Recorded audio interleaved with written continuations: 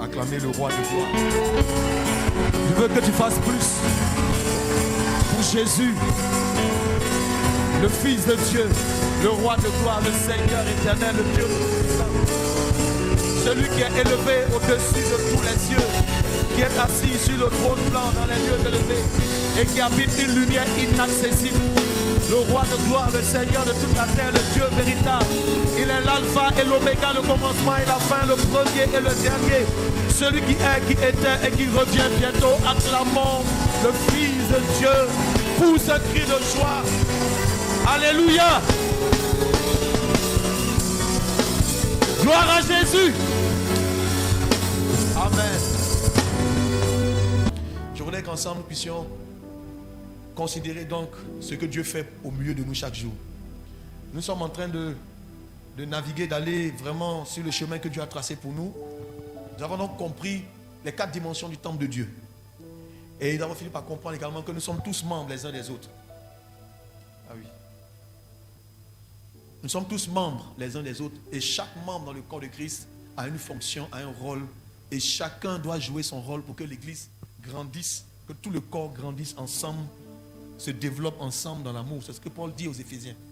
Si chaque membre fonctionne comme il se doit, alors tout le corps se développe et grandit dans l'amour. Je crois que la semaine dernière, nous avons été richement bénis par le biais du prophète Malik Ouattara qui nous a vraiment bénis. Alléluia. Que le nom du Seigneur soit à jamais élevé. Je voudrais qu'on puisse ensemble prier le Seigneur. Ce matin, je vais peut-être revenir sur un point dans tout l'enseignement que nous avons développé depuis le mois de décembre, donc depuis le mois de janvier, février, mars. Nous allons passer à un autre thème à partir de la semaine prochaine, mais je voudrais juste revenir sur 2 ou 3 petites choses pour renforcer la compréhension de tout le monde. Amen. Pour renforcer la compréhension de tout le monde. Et ce matin, je veux vraiment parler du repos en Christ. Le repos en Christ. Car il y a certainement un repos auquel le Seigneur nous appelle. Et je voudrais que chaque membre de cette maison, de cette assemblée, puisse toucher à ce repos-là. Entrer dans le repos que Christ nous apporte. Amen. Et donc ce matin, nous allons en parler. Mais avant cela, je veux qu'on puisse prier le Seigneur. Qu'on puisse demander à Dieu son assistance et son aide. Afin que nous puissions donc comprendre ce dont il est question. Élevons nos voix ensemble, peuple de Dieu, et prions. Ne te lasse point de prier. Chaque fois qu'on dit prions, trouve là une opportunité de plaire à Dieu. Alléluia.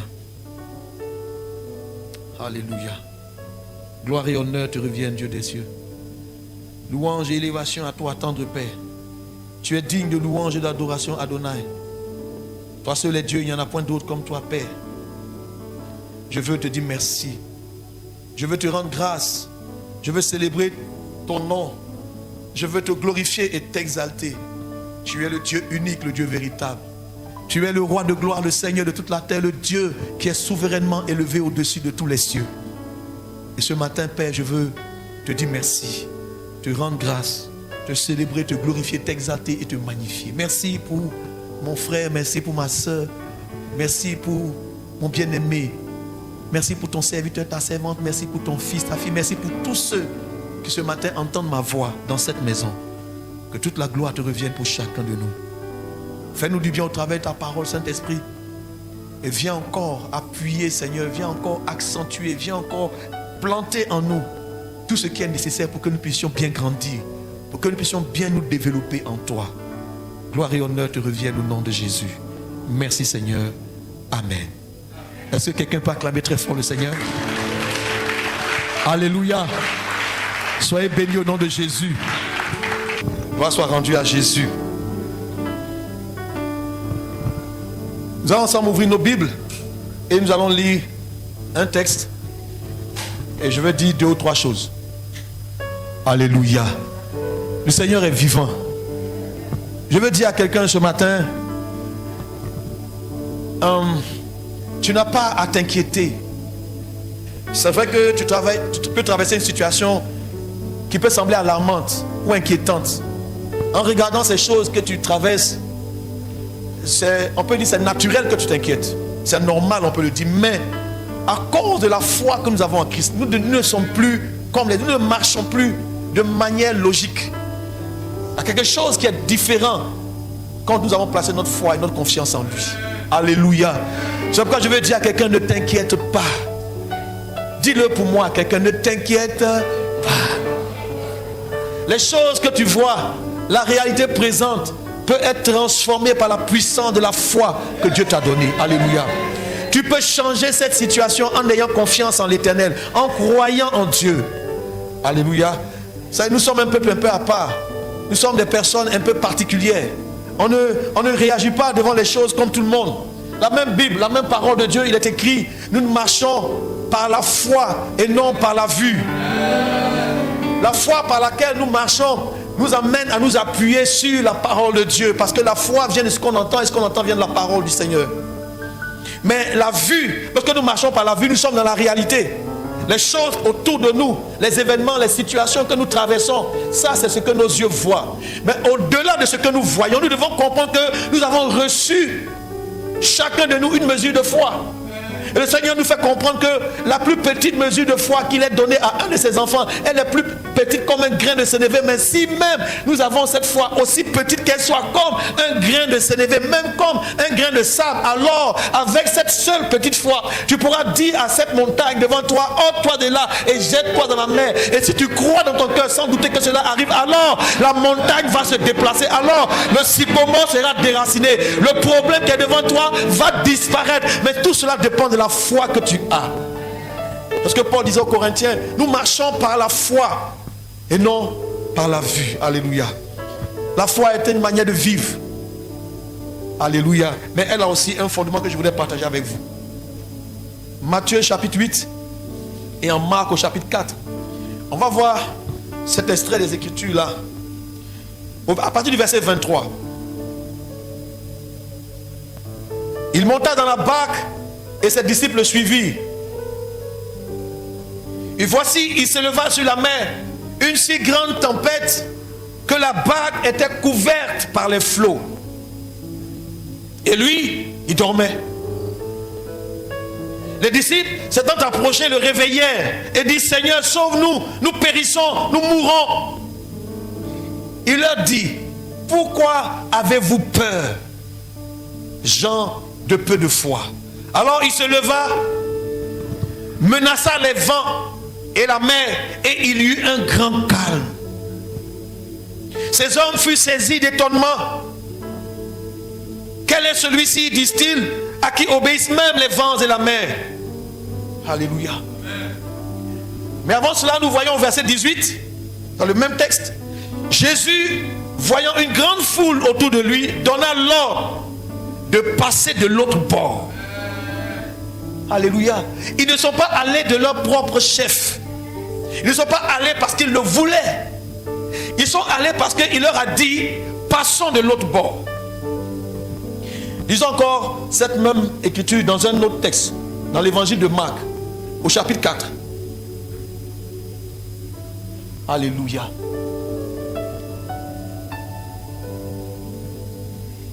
À partir du verset 35. Ce même jour, sur le soir, Jésus leur dit, passons à l'autre bord. Après avoir, là j'ai lu le verset 35. Verset suivant. Après avoir envoyé la foule, il l'emmenait dans la barque où il se trouvait. Et il y avait aussi d'autres barques avec lui. Il s'éleva un grand tourbillon et les flots se jetaient dans la barque au point qu'elle se remplissait déjà. Et lui, il dormait à la poupe sur le coussin. Il le réveillait et lui dit, Maître, ne t'inquiètes-tu pas de ce que nous périssons? S'étant réveillé, il menaça le vent et dit à la mer, silence, tais-toi. Et le vent cessa et il y eut un grand calme. Puis il leur dit, pourquoi avez-vous ainsi peur? Comment n'avez-vous point de foi? Il fut saisi d'une grande frayeur. Et ils se dirent les uns aux autres, quel est donc celui-là, celui-ci à qui obéissent même les vents et la mer? Amen. Écoutez-moi très bien. Ici, il faut comprendre que celui que nous adorons, tous les éléments de la nature lui obéissent. Vous savez pourquoi? C'est parce que c'est lui-même qui les a créés. Je pense que la créature obéit au Créateur. La création obéit au Créateur. Est-ce que quelqu'un comprend ce que je veux dire? C'est lui qui a créé l'homme à partir de la poussière de la terre. Et il a soufflé en l'homme un souffle de vie. Et l'homme est devenu une âme vivante. Alléluia. Quand tu te regardes, dis-toi bien que ce corps-là, il y a quelqu'un qui l'a créé. Même si tu es sorti des entrailles d'une femme, même si pour te faire venir cette terre, Dieu a utilisé 2 personnes, mais toujours est-il qu'il n'en demeure pas moins le Créateur. Et ton corps lui obéit. Quels que soient les organes dans ton corps, ils obéissent à leur Créateur. Ça peut aller. Donc, quelles que soient les situations, les circonstances, la Bible nous fait comprendre que tout a été créé par la parole de Dieu. Et Dieu a créé tout ce qui existe par sa parole. C'est ce que la Bible nous fait comprendre. Au commencement, Dieu a créé toutes choses. C'est ce que l'évangile nous dit au chapitre 1 du livre de Jean. Au commencement était la parole. Et la parole était avec Dieu. Et la parole était Dieu. Alléluia. Toutes choses ont été créées par elle et rien de ce qui a été fait n'a été fait sans elle. Ce qui veut dire que tout a été créé par la parole. Tout ce qui existe a été fait par la parole. C'est normal que ce jour-là, celui à qui obéissent le vent et la mer, ce n'est pas tout. Les arbres lui obéissent. Les animaux lui obéissent. La terre lui obéit. Le ciel lui obéit. Les animaux lui obéissent. Il donne des ordres. La Bible déclare qu'il est celui qui dit. Et la chose arrive. Il ordonne. Et elle existe. C'est ce Dieu-là que nous adorons. C'est en lui que nous avons placé notre confiance. Et ce matin, je veux dire à quelqu'un, tu n'as pas mis ta confiance en n'importe qui. Peut-être que tu ne l'as pas encore vu à l'œuvre. Mais nous qui l'avons vu à l'œuvre, nous pouvons te dire que ce Dieu-là existe. Il est réel. Et ce qu'il dit, il est toujours capable de l'accomplir. Il n'y a pas une situation qui va arriver, qui va surprendre le Seigneur. La Bible dit qu'aucun malheur n'arrive dans une ville sans que l'Éternel n'en soit l'auteur. Ce qui veut dire que tout ce qui arrive, c'est Dieu qui permet. Il n'y a rien qui arrive et puis le Seigneur est surpris. Il faut que tu comprennes ça. Amen. Touche ton voisin et dis-lui, voisin, tout ce qui arrive est sous le contrôle de Dieu. Même quand les choses sont difficiles, même si c'est une guerre, même quand quelqu'un est en train de mourir, Dieu permet. La preuve, la Bible dit qu'il a plu à l'Éternel de briser son propre fils. Pendant que Christ mourait et que les gens se moquaient de lui, c'est Dieu qui a permis ça. Pendant qu'on crucifiait Jésus, tout ce qui était fait était déjà prévu, a déjà été prédit, a déjà été programmé, a déjà été planifié. On n'a rien fait à Jésus qui n'ait pas été écrit. C'est pourquoi je veux dire à quelqu'un que tout ce qui concerne ta vie, tout a déjà été planifié. Tout a déjà été programmé. Tout a déjà été mis en place. Même si le diable, comme un élément perturbateur, veut entrer dans ta vie et puis faire les choses, dévier les choses, laisse-moi te dire qu'il n'y a rien qui puisse faire que le Seigneur ne lui ait permis. Toutes choses, la Bible dit, toutes choses concourent ensemble, c'est-à-dire travaillent ensemble pour le bien de celui qui craint Dieu, de celui qui aime Dieu. Dis à ton voisin que tout ce qui arrive aujourd'hui, tu ne vois pas le bien, mais demain, il y a du bien dans ce qui t'arrive. Frère, c'est en cela que notre foi est quelque chose de différent. Est-ce que je parle à quelqu'un ce matin? Revenons donc à notre écriture.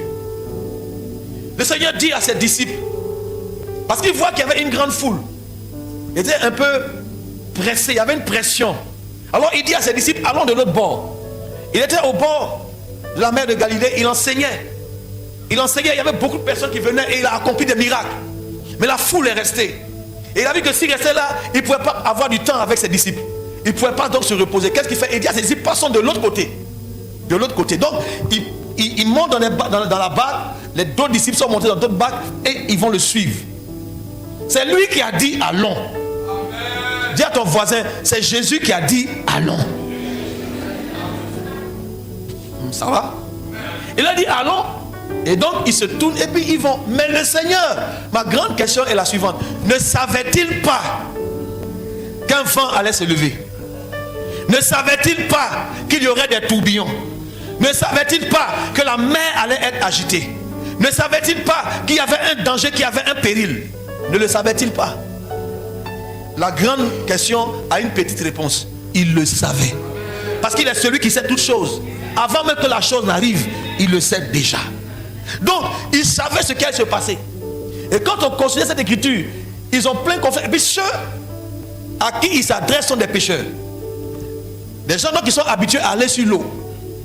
Ce sont eux-mêmes qui sont propriétaires de la barque. Alléluia. Ça veut dire que ce métier-là, aller sur l'eau, ils sont au courant de ça. Et ils vont sur l'eau de génération en génération. Ils ont la sagesse de l'eau. Dans l'eau, là, ils peuvent connaître tous les courants marins. Ils savent quels sont les chemins qu'il faut emprunter pour aller d'un endroit à un autre. Parce que c'est leur métier, c'est leur travail. Alléluia. Est-ce qu'on se comprend? Donc eux, dès qu'on leur a dit allons de l'autre bord, ils montent avec le Seigneur et puis ils vont tranquillement. Chemin faisant. Dis à ton voisin, chemin faisant. Et voici, il se leva sur la mer. Une si grande tempête que la barque était couverte de flots. Je veux dire à quelqu'un, reste calme. Même si le Seigneur te conduit, te dirige quelque part, il peut arriver que des problèmes surviennent. Ça ne veut pas dire que Dieu n'est pas avec toi. Ça ne veut pas dire que Dieu ne t'a pas envoyé. Ça veut dire simplement que tu es en train de passer par quelque chose au travers de laquelle Dieu veut bâtir en toi quelque chose. Écoute-moi très bien ce matin. Dis à ton voisin, les situations que tu traverses ne sont pas pour ta perte. Dis-lui.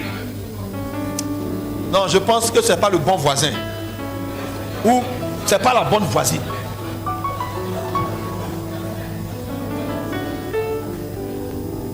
La vie chrétienne, elle n'est pas linéaire. C'est qu'il y a des hauts, il y a des bas. Mais dans tout ce qui se passe là, qu'est-ce que Dieu veut pour toi? C'est ça qui est la chose la plus importante. Alors ce matin, je veux qu'on regarde cette scène et qu'on comprenne une leçon qui va nous aider tout simplement à avoir encore plus confiance au Seigneur. Moi, je veux tout simplement qu'on analyse la situation ensemble. Est-ce qu'on peut le faire ensemble? Dis à ton voisin, on va analyser cette situation. Bon, on nous dit qu'il était dans la barque avec ses disciples. Et là, à un moment donné, il y a une tempête, mais on dit une grande tempête. On parle même de tourbillon. On parle même de vent. Ah. Frère, au milieu de la mer, dans un petit bateau.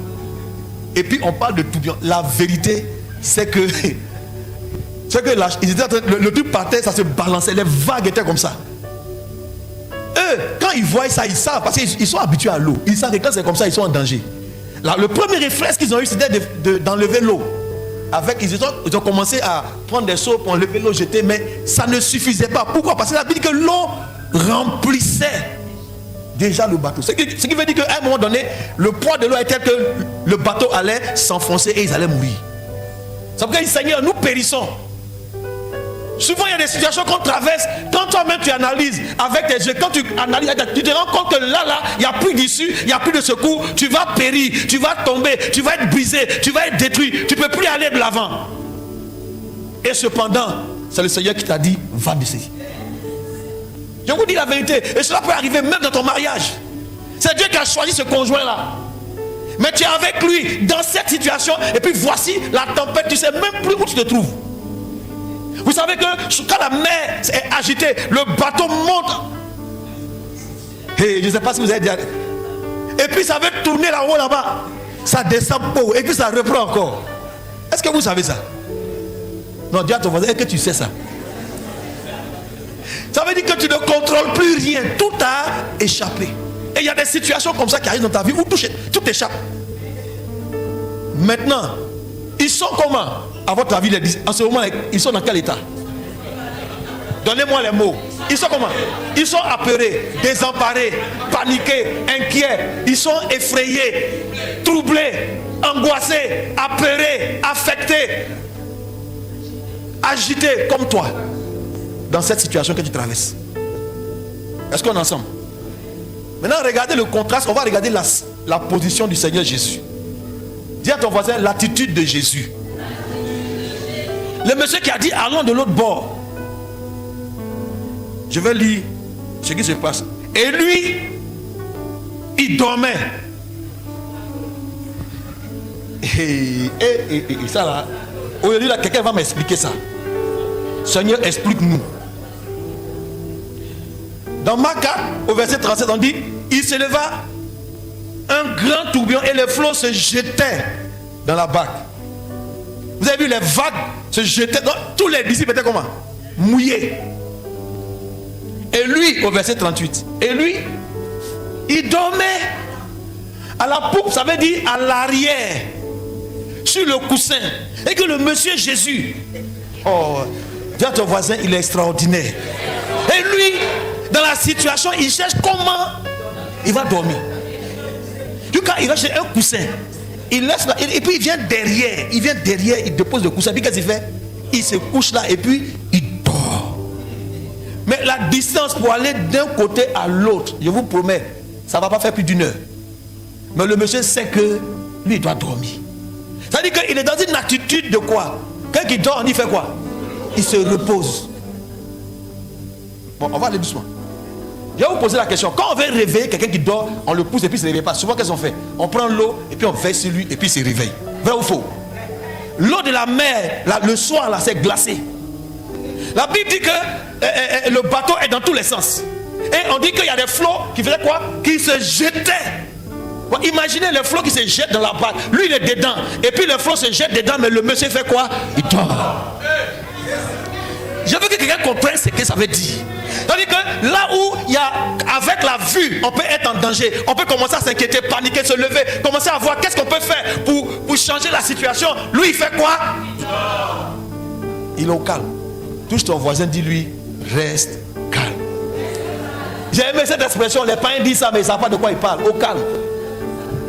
Oui, il faut être au calme. Voyez, maintenant, il faut comprendre autre chose. Donc, ils se reposent.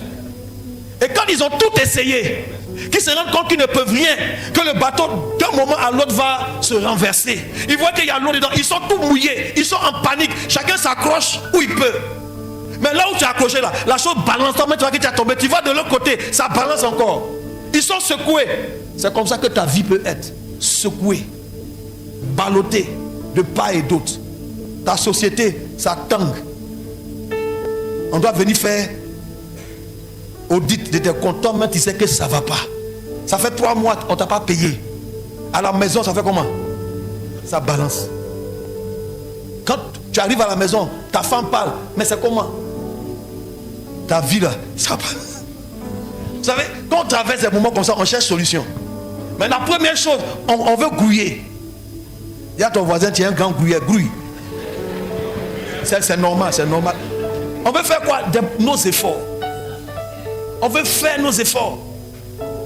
Mais il y a des situations où malgré tes efforts, la situation ne change pas. Donc il y a des moments où ce n'est pas les efforts que tu vas faire. Ce n'est pas ta sagesse, ton intelligence, ta compétence qui vont te tirer d'affaire. Ce n'est même pas tes connaissances que tu as, tes amis que tu as, tes relations que tu as qui vont te tirer d'affaire. Souvent, ce n'est même pas ta beauté physique. Souvent, ce n'est pas ton argent qui va te tirer d'affaire. Souvent, ce n'est pas ton intelligence, ta sagesse qui va te tirer d'affaire. Il y a des moments où ce n'est pas ton onction qui va te tirer d'affaire. Là, il fallait comprendre la posture qu'il fallait avoir. Est-ce que je peux dire quelque chose à quelqu'un? Dans cette situation, quand on regarde l'attitude de Jésus, frère, le bateau aussi, et mais lui, ce qu'il faisait, paniquer les gens, c'est la chose qui le baissait. Est-ce que je peux parler à quelqu'un? C'est que là où des gens sont en panique, c'est comme si on entend de lui chanter une berceuse. Do, do, Jésus dormira bientôt. Et puis Jésus est là. Et puis il dort. Là où les gens sont en panique. Est-ce que je suis en train de parler à quelqu'un? Ce qui veut dire que la situation, toi tu es paniqué alors que Jésus veut que tu sois au calme. Laisse-moi te dire qu'il y a des situations où c'est le diable lui-même, par des pensées. Il est dit, est-ce que tu vois cette situation-là? On t'a renvoyé, non? Comment tu as payé ton loyer? Comment tu as payé? Comment tu as fait? Et il y a une pression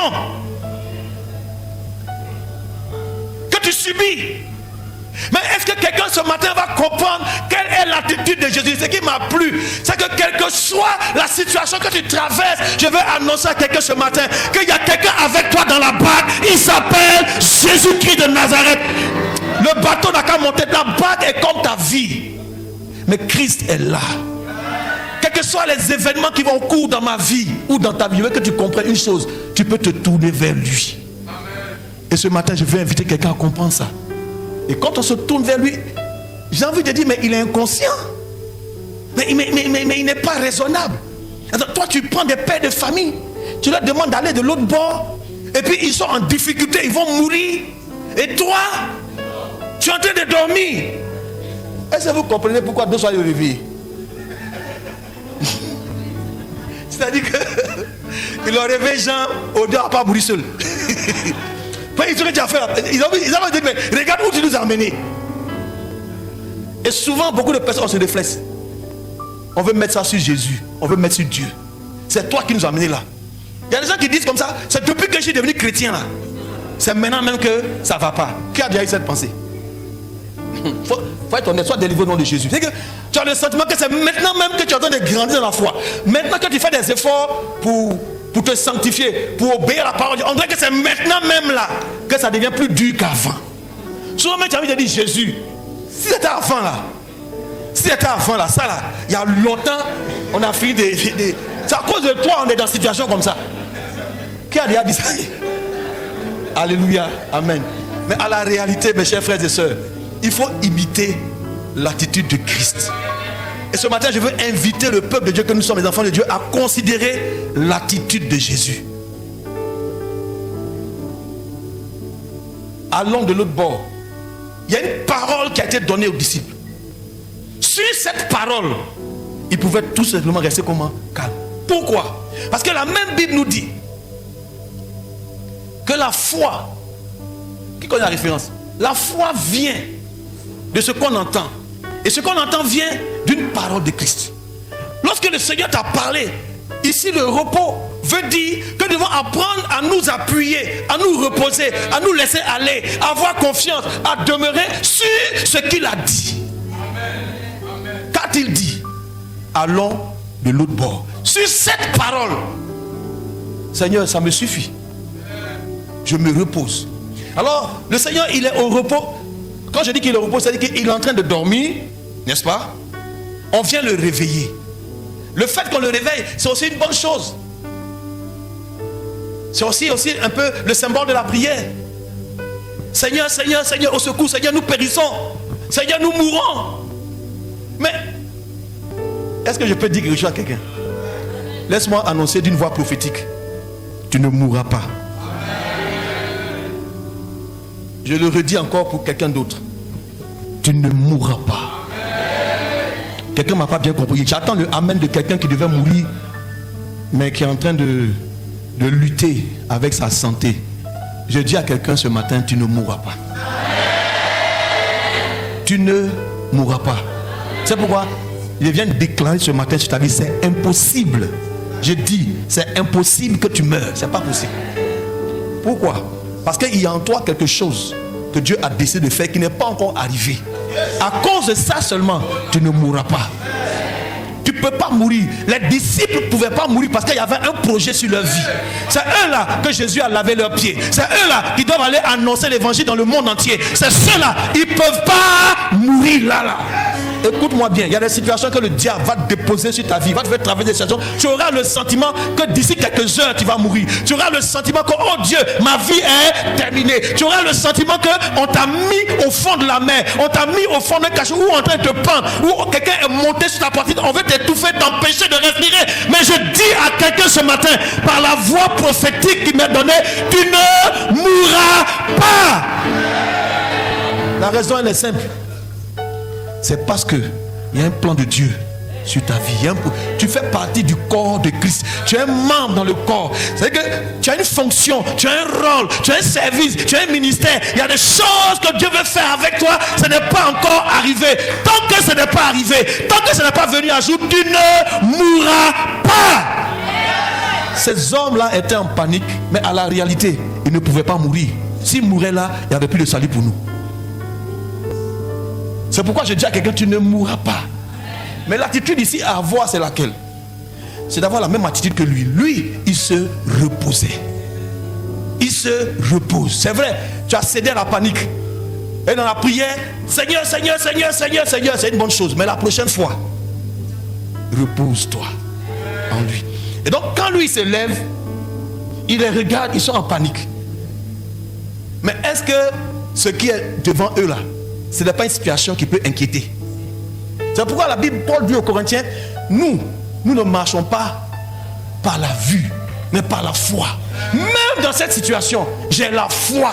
Pourquoi? Il y a quelqu'un qui a parlé, allons de l'autre bord. C'est celui qui a dit, allons de l'autre bord. C'est lui qui m'a dit, bâtis une communauté d'amour. Moi, je ne regarde plus à quelqu'un, je ne regarde plus à qui est là, qui n'est pas là. Ce qui m'importe, c'est ce qu'il a dit va s'accomplir. Je vis pour que ce qu'il a dit s'accomplisse. C'est ma raison d'être, c'est ma raison de vivre. Et il m'a donné suffisamment de foi pour ça.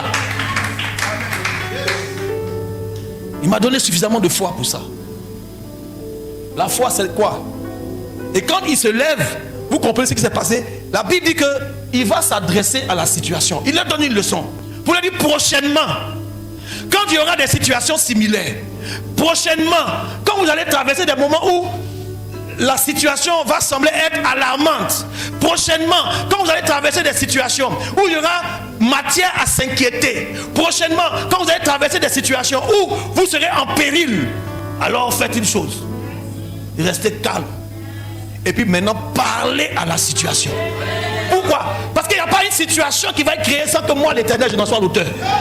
Il a dit, donc nous pouvons maintenant parler à la mer. Il s'est adressé directement au vent.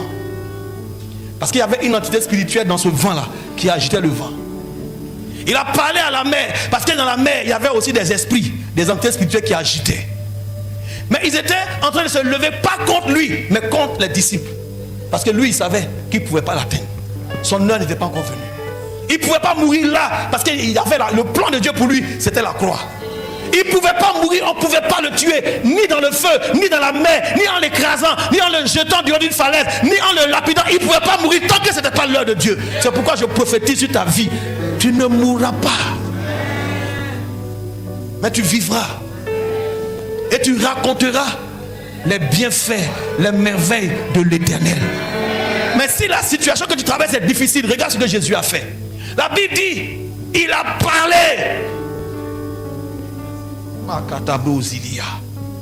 Parle à la situation. Ce n'est pas lui qui a arrêté la tempête. Lui, il a fait quoi? Il a parlé à la tempête. Et la Bible dit quoi? Il a menacé le vent et il a dit à la mer, silence, tais-toi. Et le vent cessa, il y eut un grand calme. Frère, il y a des situations où tu parles et tu laisses la chose comme ça. J'ai dit, il y a des situations où tu parles, tu donnes un commandement, un ordre et tu laisses la situation comme ça. Elle va se calmer seule. Elle va se calmer seule. J'ai pas envie de dire, voici j'ai fait ça. Non, mais je vois ça au quotidien. Il y a des situations sur lesquelles tu te tiens là et puis tu parles. Je vais vous dire une chose, la Bible dit que c'est de l'abondance du cœur que la bouche parle. Donc qu'est-ce qui était dans le cœur de Jésus à ce moment précis? Il était calme. C'est pas ça? Il était calme à l'intérieur. Donc tu ne peux pas parler à la situation tant que toi-même à l'intérieur de toi, tu n'es pas calme. Il y a des personnes quand la situation arrive, ils sont déjà troublés à l'intérieur. Tu vois le problème, tu es déjà troublé à l'intérieur. Tant que le calme ne revient pas, tout ce qui va sortir de ta bouche dans la prière, tant que tu n'es pas d'abord rassuré. Il y en a qui tu pries, tu es paniqué. Rien ne va se produire. Avant de prier, avant de parler, il faut que tu sois comment? Calme. Et c'est le calme qui était en lui là. Qu'il a déclaré, c'est le calme là qui allait vers le vent. C'est le calme là qui allait vers la tempête. C'est le calme là qui allait aussi vers la mer. Quand la mer a vu le calme, elle s'est calmée. Quand le vent a vu le calme venir, le vent s'est calmé. Est-ce que je parle à quelqu'un? Est-ce qu'on est ensemble? Ce calme là, ça vient quand tu as appris à faire quoi? À te reposer en lui. C'est pourquoi il pouvait dire en Matthieu chapitre 11 verset 28, venez à moi vous tous qui êtes fatigués et chargés, et je vous donnerai du repos. Il faut qu'on ait ce repos d'abord en nous. J'ai accepté Christ, je suis dans le repos. Même si j'ai une douleur ici ou j'ai une douleur là-bas, au fond de moi, je suis dans le repos. Frère, je ne vais pas laisser une douleur me faire croire que Jésus ment. Non, je suis au calme. Touche ton voisin et communique-lui ce calme-là. Ça peut aller. Vous comprenez maintenant le repos? Or, c'est quoi ce jour-là? Le jour que le Seigneur nous a donné ce dimanche, c'est le premier jour de la semaine. Le premier jour de la semaine là. Eh Seigneur, merci, aide-moi à parler. Le premier jour de la semaine, quand on lit vers la fin des évangiles, on dit c'est le premier jour de la semaine que les femmes se sont levées pour aller où ça? Pour aller au tombeau, pour aller embaumer son corps. Le premier jour de la semaine. Mais la même Bible nous dit en Marc chapitre 16, je crois le verset 9, que c'est le premier jour de la semaine que Jésus-Christ est ressuscité. Le premier jour de la semaine. Mais le repos en tant que tel, c'est le dernier jour de la semaine. C'est pas ça quand on dit sabbat. Mais lui, Jésus, je vous ai déjà expliqué, il est le maître du sabbat. Autrement dit, il est celui qui peut déplacer le sabbat le jour qu'il veut. Amen. Mais c'est seulement le principe qu'il en a pris. Le sabbat n'a pas été créé, a été créé pour lui, pour l'homme. L'homme n'a pas été fait pour le sabbat. Donc le sabbat, c'est le repos. Les gens se reposaient à l'époque le dernier jour. Mais quand il est venu, il a changé la situation. Désormais, le repos sera quoi? Le premier jour de la semaine. Pourquoi? Parce qu'il est aussi alpha, il est aussi oméga. Il est aussi le premier et le dernier. Il peut déplacer les jours. Si vous pensez que c'est le dernier jour, moi, je décide que ce soit maintenant le premier jour de la semaine. Désormais, ce premier jour est le jour du repos. Je t'explique. Le repos là, c'est que la manière dont tu viens faire ton culte, c'est l'expression de ta compréhension du repos. Bon, dis à quelqu'un, est-ce que tu es au repos? C'est que tu n'as pas compris que quand tu viens ici, tu viens te mettre dans le repos, tu viens prophétiser, tu viens dire à Dieu. Le dimanche c'est 3 heures, de 9h à 10h.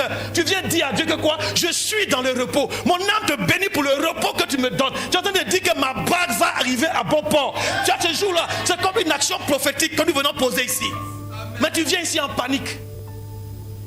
Tu viens ici angoissé. On célèbre le Seigneur, tu es distrait.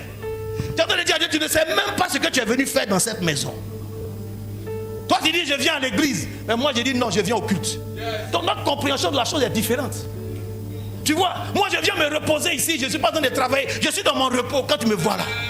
Et le repos, il a dit je vous donne un jour. C'est-à-dire qu'un jour dans la semaine, vous travaillez 6 jours, vous vous reposez quoi? Un jour.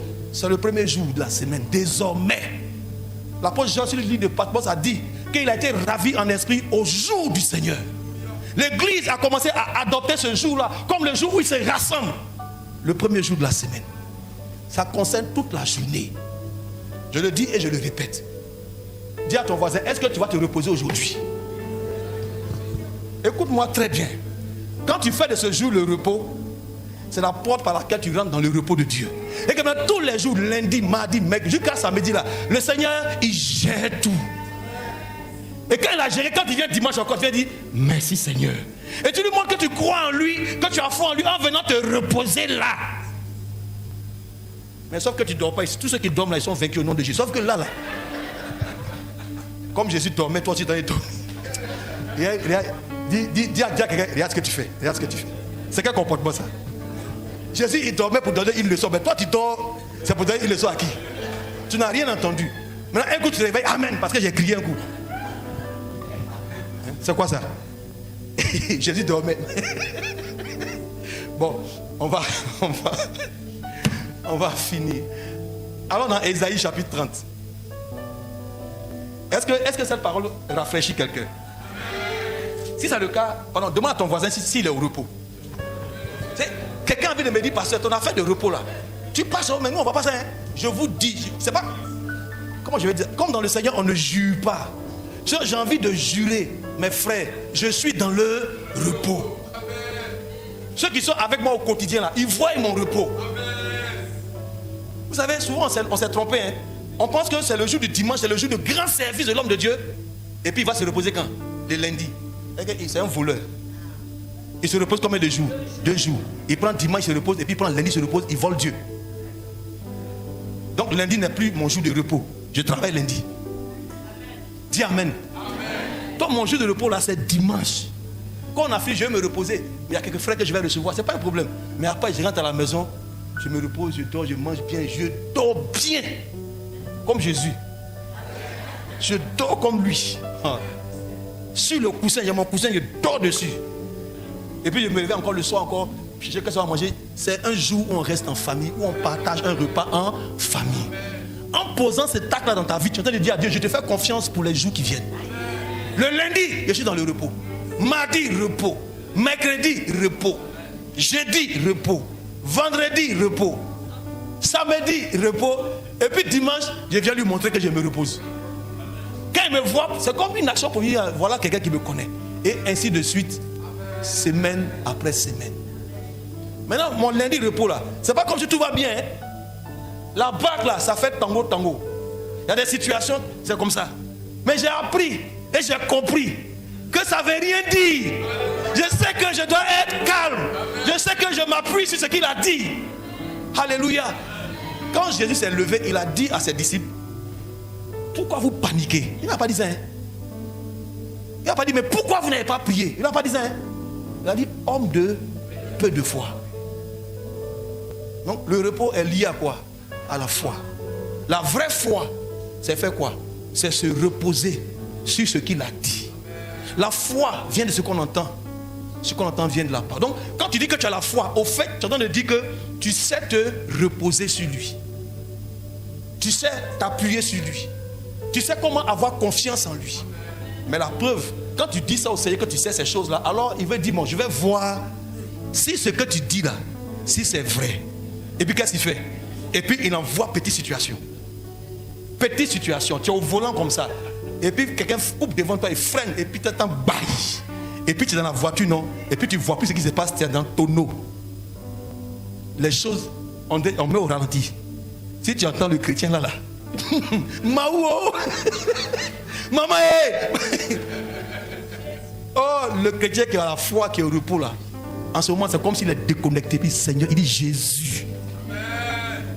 Et puis ça suffit. Un coup, quand tout se déroule là, on voit quelqu'un qui est assis là-bas, qui est là, et puis on voit une voiture qui est broyée. Frère, est-ce que je parle à quelqu'un? Il n'y a aucune situation, je dis bien aucune situation qui soit au-dessus du pouvoir de Dieu, de la puissance de Dieu. Je vais t'encourager encore en lisant Ésaïe chapitre... J'ai dit chapitre 30, non? 30. À partir du verset 15, il me semble. Car ainsi a parlé l'Éternel, le Saint d'Israël.